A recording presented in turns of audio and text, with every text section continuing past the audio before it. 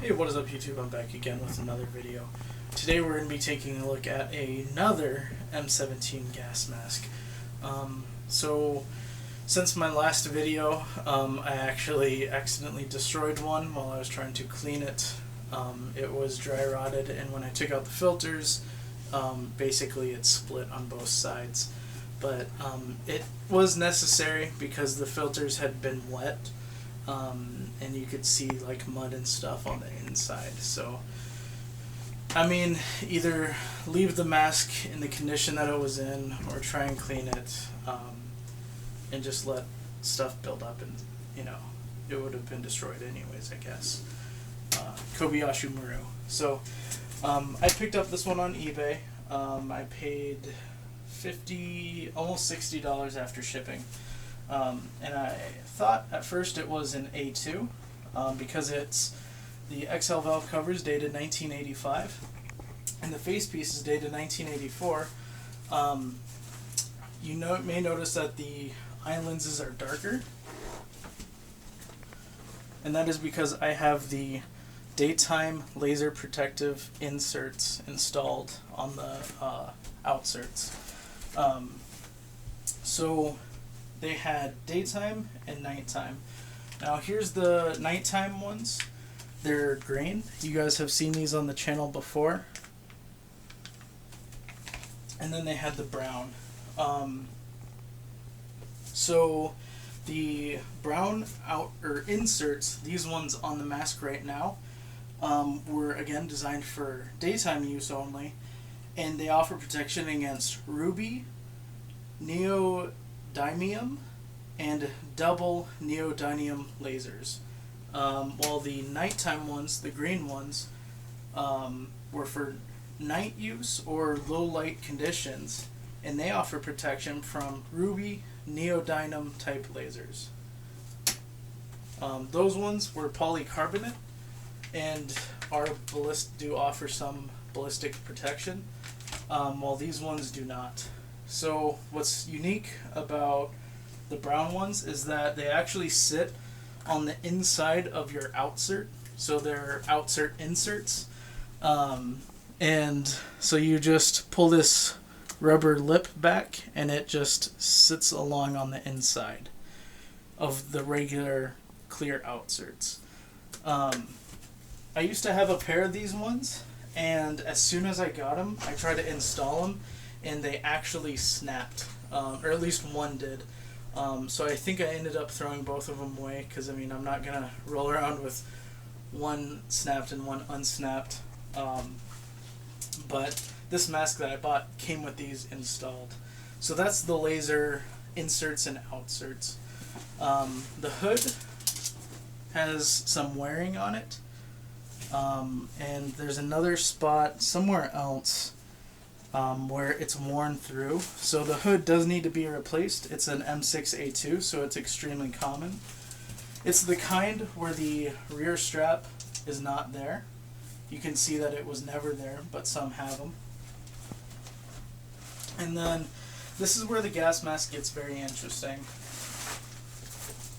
So like I said, the facepiece is dated 1984. So by default, I thought M17A2. And then you look on the inside, and right below the drinking tube, there's the stem of that white tube for the Resuscitation Tube. And that's only found on the M17A1s. So that means that this facepiece was an original M17A1.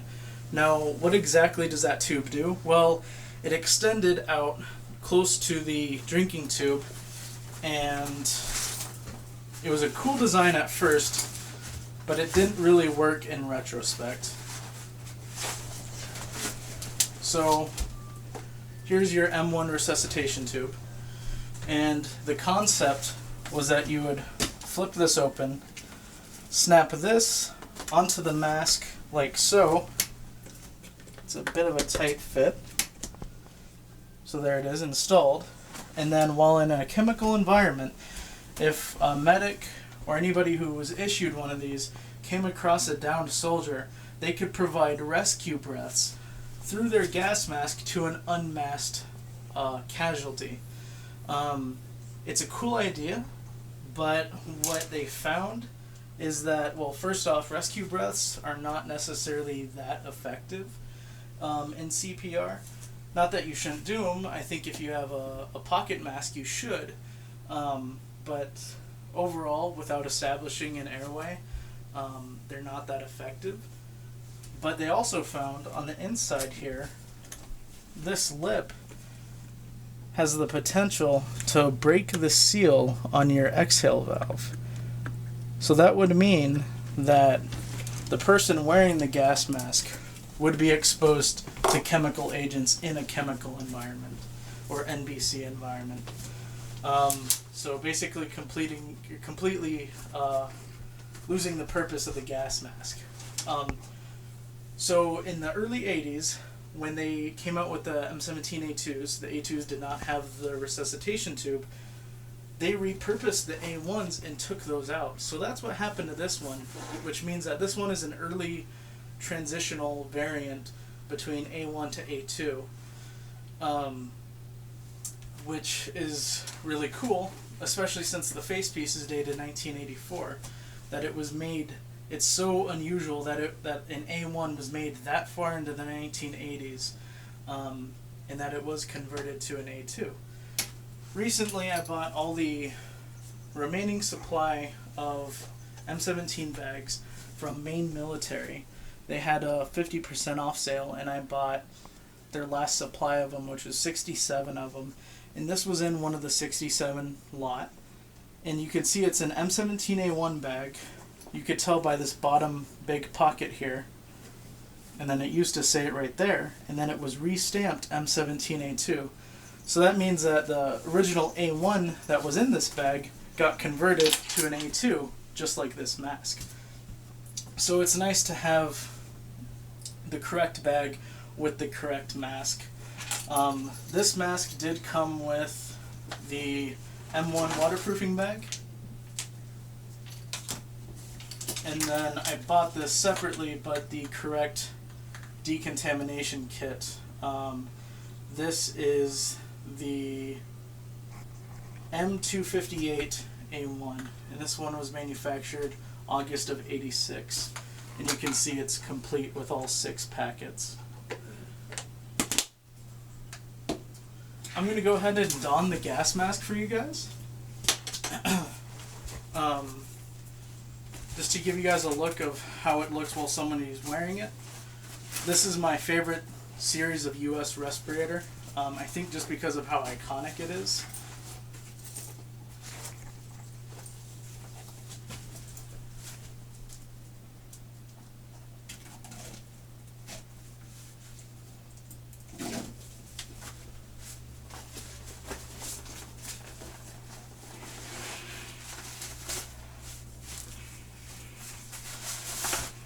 Now, originally you're supposed to get this thing on in 9 seconds or less.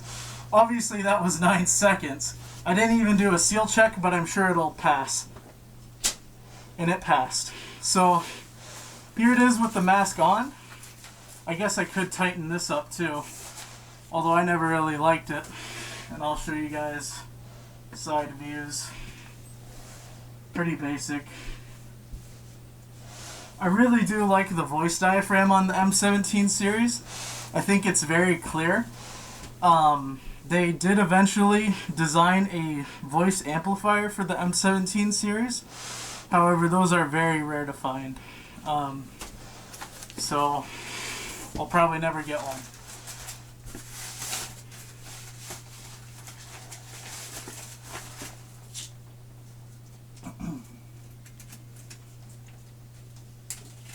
Lastly, I'll show you guys what it looks like through the inside of these lenses. Let me just pull the hood back, because they look really dark on the outside, but when you're wearing the mask, they're very mild.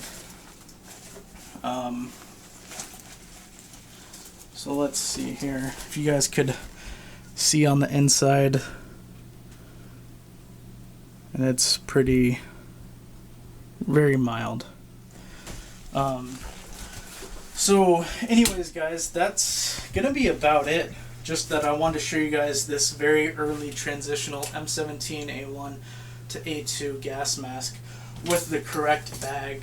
And the fact that this was an A1 built that far into the 80s, that's what really gets me. Is I thought that they quit making the A1s in 82, but this is proof that they made them as far as 1984.